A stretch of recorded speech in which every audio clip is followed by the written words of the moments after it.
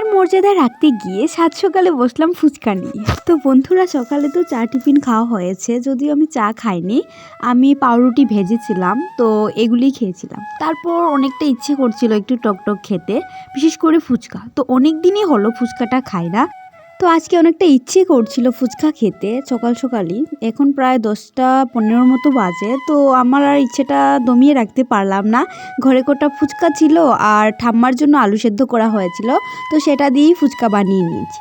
তো বন্ধুরা, আজকে ফুচকা খেতে খেতেই তোমাদের সামনে আসলাম। তো চলো আমার সঙ্গে থেকে আজকের ব্লগটা কন্টিনিউ দেখতে থাকো। ত্রিপুরার একটি ছোট্ট গ্রাম থেকে আমি রিমা। আমার এই ছোট্ট পরিবারে তোমাদের সকলকে জানাই অনেক অনেক ওয়েলকাম। তোমরা সবাই কেমন আছো? আশা রাখছি অনেক অনেক ভালো আছো। তোমাদের আশীর্বাদে আমি অনেকটা ভালো আছি। তো চলো বন্ধুরা, আজকে সারাটা দিন আমার সঙ্গে থেকে আমার ব্লগটা কন্টিনিউ দেখতে থাকো।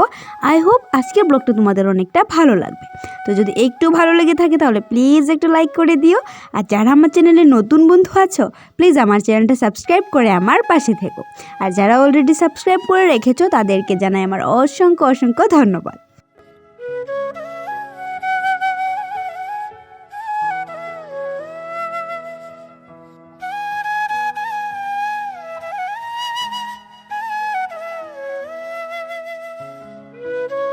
ফুচকাটা খেয়ে শরীরের মধ্যে একটা এনার্জি খুঁজে পেলাম, তারপরে লেগে পড়লাম কাজে। তো অনেক দিন হয়ে গেল বন্ধুরা রান্নাঘরটা ডিপ ক্লিনিং করা হয়নি, তাই বন্ধুরা আজকে লেগে পড়লাম একদম কোমর বেঁধে যে না, আজ পরিষ্কার করবই।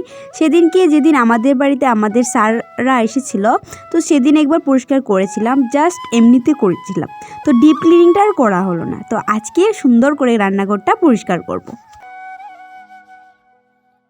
যেহেতু মেয়েদের অধিকাংশ সময়টাই রান্নাঘরে কাটাতে হয়, তো রান্নাঘরটা যদি একটু ঝলমলে না থাকে তাহলে হয় বন্ধুরা? রান্নাঘরে ঢুকে যখন তুমি দেখবে যে সমস্ত কিছু টিপটপ আছে, তখন দেখবে কাজে একটা আলাদা উৎসাহ আসে। তখনই ইচ্ছে করে যে না, অন্য অন্য কিছু তৈরি করি, নিউ নিউ রেসিপি তৈরি করে সবাইকে খাওয়াই। তার জন্য কিন্তু বন্ধুরা রান্নাঘরটা পরিষ্কার চাই।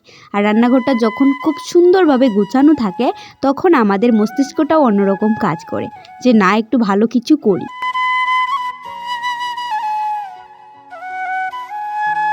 এই রান্নাঘর আমাদের মেইন ঘর, মানে থাকার ঘর, সমস্ত কিছুই আমার স্বপ্নের মতো মনে হয় বন্ধুরা। যে ঘরে আমরা থাকতাম, তো সেই ঘরটাতে কোনো মানুষ বসবাস করতে পারতো না, এত একটা মানে কুঁড়ে ঘরে আমরা থাকতাম। যদিও আমার কাছে সেই ঘরের কোনো ফটো বা ভিডিও কিছুই নেই, যদি থাকতো আমি তোমাদের সঙ্গে অবশ্যই শেয়ার করতাম।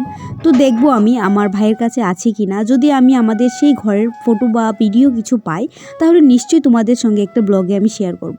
তোমরা বুঝতে পারবে আমি কী রকম ঘর থেকে এই ঘরে উঠে এসেছি। তো এই ঘরদোর হয়তো অন্যরার কাছে কিছুই নয়, তবে আমার কাছে স্বপ্নের মতো বন্ধুরা। আমার অনেকটা প্রিয় জায়গা এই রান্নাঘর আর মেন ঘর।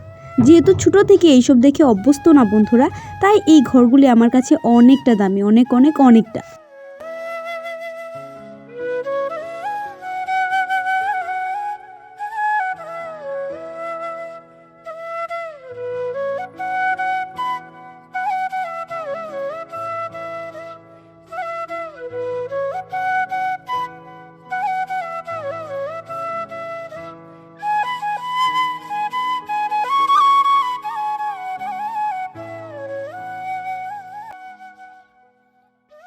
একটা কাজ করতে গিয়ে হাজারটা কাজ সামনে চলে আসে। লেগেছিলাম রান্নাঘরটা পরিষ্কার করতে, আর চোখের সামনে চলে আসলো এই মরিচগুলি।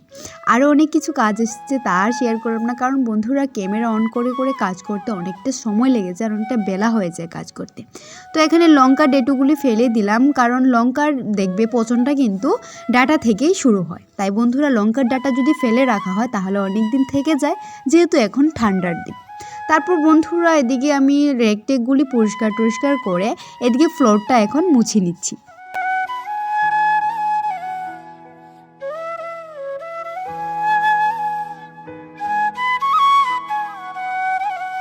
হয়তো কখনো কখনো উটকো ঝামেলাগুলিও আমাদের কাজে লেগে যায়। তো উটকো ঝামেলা কেন বললাম বন্ধুরা, এই দেখো এই ইলেকট্রিকের খুঁটিগুলি যেই আসে আমাদের বাড়িতে সবাই বলে যে তোমরা এই উঠানের মাঝখানে ইলেকট্রিক খুঁটি রেখেছো, এটা একটা ভয়ের ব্যাপার আছে, আতঙ্কের ব্যাপার আছে। কিন্তু বন্ধুরা দেখো, এটাতে কোনো ভয় এখনো পর্যন্ত আমরা পাইনি। ছোটো থেকে এত বড় হয়েছি, কখনো কিছু দেখিনি, তো জানি না ভবিষ্যতে কি হবে। তো এখানে দেখো দাটা আমরা প্রায় সময় ধার করে থাকি, এভাবে কুবের দা বলো আর বটি দা যাই বলো, তো আমরা এটাতেই ধার দিয়ে থাকি, খুব ভালো ধার হয়। তো আমাদের দাঁড়টা আরও ধার মজে গিয়েছিল, যার কারণে আমি আজকে ধার দিয়ে এখন দাঁড়টা আমি ভালো করে মেজে নিচ্ছি।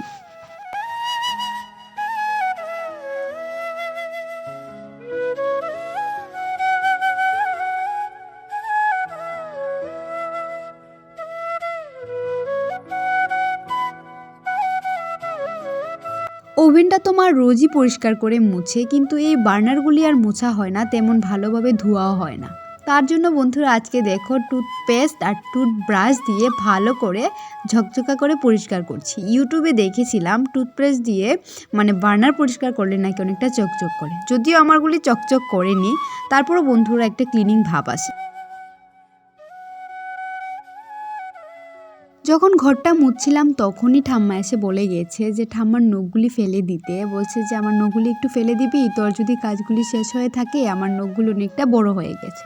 তো বন্ধুরা যখন বয়স বাড়তে থাকে মানুষের, তখন অনেকটা বাচ্চাদের মতো বিহেভিয়ার করে, আর তা আমরা ঠাম্মাকে দিয়ে বুঝতে পারি। ঠাম্মা পুরো বাচ্চা হয়ে গেছে, কোনো কিছু মনেও থাকে না, কেমন একটা হয়ে গেছে।